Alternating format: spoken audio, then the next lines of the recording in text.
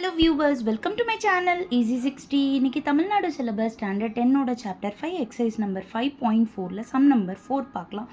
ரொம்ப ரொம்ப ரொம்ப இம்பார்ட்டண்ட்டான 2 மார்க் சம். கண்டிப்பாக இந்த சம்மை நீங்கள் பார்த்தே ஆகணும். இப்போது 2 லைன்ஸ் கொடுத்துருக்காங்க. இந்த லைன்ஸ் வந்து பெர்பெண்டிகுலர் அப்படின்னா பியோட வேல்யூ கேட்டிருக்காங்க. இப்போ ஃபர்ஸ்ட் கொடுத்துருக்கிற ஈக்குவேஷனை காப்பி பண்ணிக்கோங்க. இப்போ இதில் எக்ஸ்ட்ரா மைனஸாக இருக்கிறனால இந்த 2 டேர்மும் நான் லெஃப்ட் சைடில் எடுத்துகிட்டு போகிறேன். ஸோ இது ப்ளஸ் ஆகிடும். 12 இங்கே தான் இருக்குது. ஸோ அதுக்கு சைன் சேஞ்ச் ஆகாது. +12 -12 ஆகிடும், ஈக்குவல் டு 0 ஆகிடும்.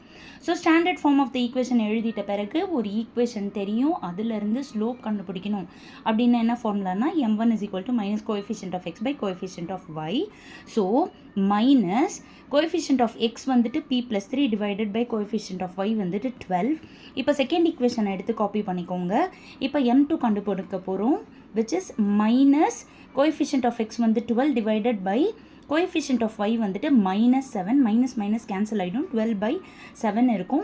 அவங்க வந்து பெர்பெண்டிகுலர் சொல்லியிருக்காங்க. பெர்பெண்டிகுலரோட கண்டிஷன் என்னென்னா m1 × m2 = -1. ஸோ m1 பதிலாக minus of p+3 divided by 12 into m2 வந்துட்டு 12/7 = -1 போடுங்க. மைனஸ் மைனஸ் கேன்சல் ஆகிடும், 12 கேன்சல் ஆகிடும். அப்போ p+3 = டிவைடில் இருக்கிற 7 அப்படி போய் மல்டிப்ளை ஆகிடும். அப்போ p = 7 - 3. ஸோ p = 4 அப்படின்னு கிடச்சிரும். Hope you all understood. Thank you so much viewers.